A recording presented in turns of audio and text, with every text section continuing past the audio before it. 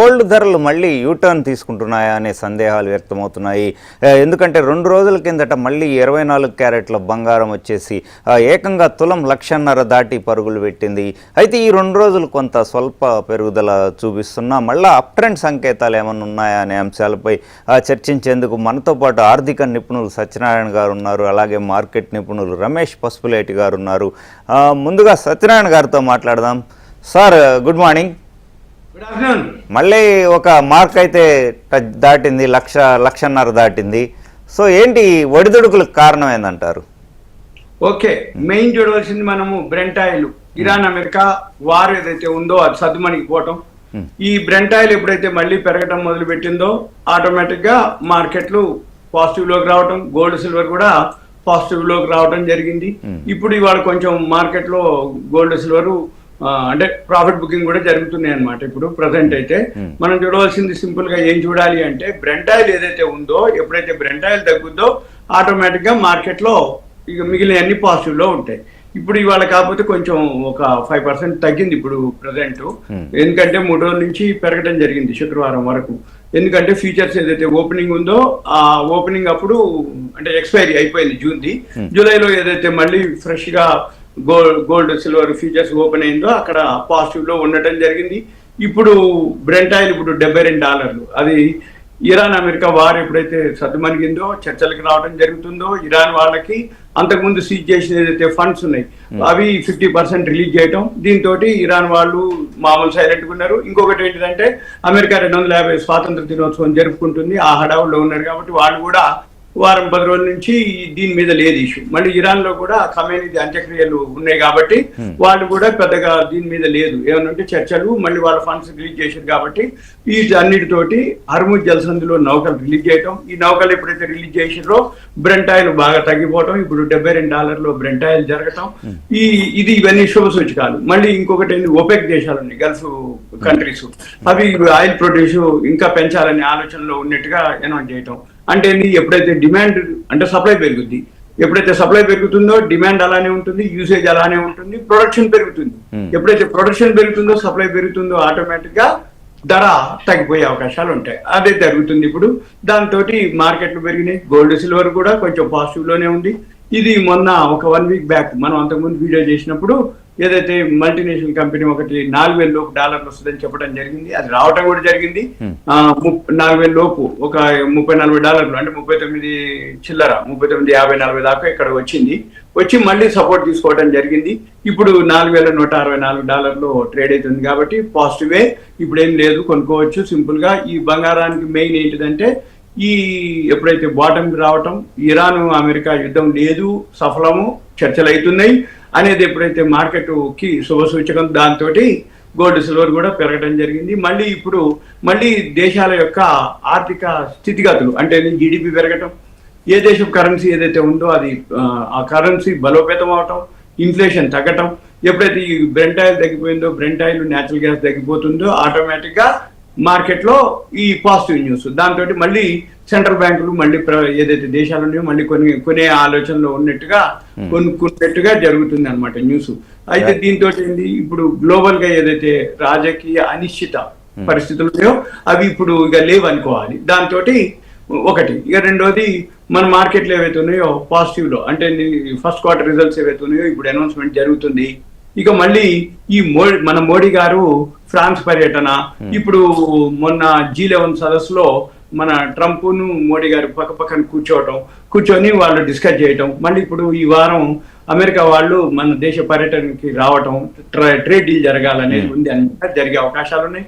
మళ్ళీ జపాన్ ఏదైతే ఉందో మొన్ననే శుక్రవారం రోజు జపాన్ కి సంబంధించిన వాళ్ళు ఇక్కడికి రావటం, జపాన్ వాళ్ళతో కూడా ట్రేడ్ డీల్ జరగటం, మళ్ళీ ఇప్పుడు మన ఈ వారం మోడీ గారు న్యూజిలాండ్, ఆస్ట్రేలియా పర్యటనకి వెళ్ళటం, ఆ పర్యటనతో పాటు మళ్ళీ అక్కడ కూడా ట్రేడ్ డీల్ జరిగే అవకాశాలు ఉన్నాయి. కాబట్టి మన మార్కెట్లు పాజిటివే, గోల్డ్ సిల్వర్ పాజిటివే, బ్రెంట్ ఆయిల్ పెరగనంత వరకు పాజిటివే, పెరిగే అవకాశాలు కూడా ఇప్పుడు పెద్దగా లేవు. ఎందుకంటే అక్కడ ఏదైతే ఇరాన్ కి ఫండ్స్ రిలీజ్ చేయడం జరిగిందో, ఇరాన్ వాళ్ళు యుద్ధం చేసే ఆలోచనలో లేరు, ఇప్పుడు చర్చలకే రెడీగా ఉన్నారు, ట్రంప్ కూడా చర్చలకే రెడీగా ఉన్నారు. కాబట్టి ఎక్కడో ఒక దగ్గర అవి జరిగే అవకాశాలు ఉన్నాయి. ఇంకొకటి కూడా ఉంది, అయిపోతుంది, ఈ డీ డాలరైజేషన్. అంటే ఏదైతే అమెరికా డాలర్ పై ఆధారపడటాన్ని తగ్గించుకోవడం కోసం కూడా ఈ అంతర్జాతీయ రిజర్వుల్లో డాలర్ స్థానంలో బంగారాన్ని చేర్చుకుంటాయి అనమాట. అందుకని చెప్పేసి ఎక్కువ శాతం బంగారం పెరిగే అవకాశాలు ఉంటాయి. ఇంకొకటి కూడా ఉంది, లాస్ట్ అమెరికాలో వడ్డీ రేట్లు కూడా తగ్గింపు అంచనాలు ఉన్నాయి అనమాట. అంటే అంతకుముందు ఏంటి, వడ్డీ రేట్లు తగ్గిస్తారు అనేది ఉంది, అయితే అక్కడ ఇన్ఫ్లేషన్ బాగా పెరగడం తోటి తగ్గించే ఆలోచన లేదు అని చెప్పి జరిగింది. ఇవి అందుకని వడ్డీ రేట్లు తగ్గితే తప్ప ఈ జరిగే అవకాశాలు. రమేష్ గారు చూసుకుంటే గోల్డ్ కి చాలా ఇది ఇచ్చారు, మన ప్రీమియం అట్లాగే భారీగా పెరగవచ్చు అనే సంకేతాలు కూడా ఉన్నాయని చెప్పేసి వారు అంటున్నారు. సో అయితే కొనుగోలుదారులు వెయిట్ చేయాలా, ఇప్పుడే తీసుకోవడం ఉన్నాయమంటారు? కొనుక్కోవచ్చు, ఏం కాదు, బంగారానికి ఏమి ఇబ్బంది లేదు. కాకపోతే వాళ్ళు గమనించవలసింది ఏంటంటే అప్ అండ్ డౌన్ చాలా ఉంటాయి, ఎక్స్పైరీలు ఉంటాయి, మంత్లీ ఎక్స్పైరీలు. ఇప్పుడు first week July month features opening కాబట్టి ఓకే. అయితే ఇప్పుడు చాలా మందికి ఏముంటదంటే అపోహలు ఉంటాయి, ఏమని ఇప్పుడు ఆషాఢ మాసం వస్తుంది, ఆఫర్లు ఉంటాయి, తగ్గుతుంది అనేది అనుకుంటారు. అవన్నీ ఉట్టిదే, ఎందుకంటే ఇదంతా ఇంటర్నేషనల్ మార్కెట్ తోటి డీల్ ఉంటుంది అనమాట. ఏదైతే గోల్డ్ కానీ సిల్వర్ కానీ పెరగాలి అంటే ఇంటర్నేషనల్ మార్కెట్ ఏదైతే చికాగో మర్కెంటైల్ ఎక్స్చేంజ్ ఉంటుంది, అమెరికా మార్కెట్లు ఏవైతే ఉన్నాయో అక్కడ దాన్ని బట్టే పెరగటం కానీ తగ్గటం కానీ జరుగుతుంది. ఈ పెరగటం తగ్గటం ఏదైతే ఉందో అదేం చేయొచ్చు అంటే ఇప్పుడు ఇన్వెస్ట్మెంట్ కి సేఫ్ అనమాట, ఏం కాదు.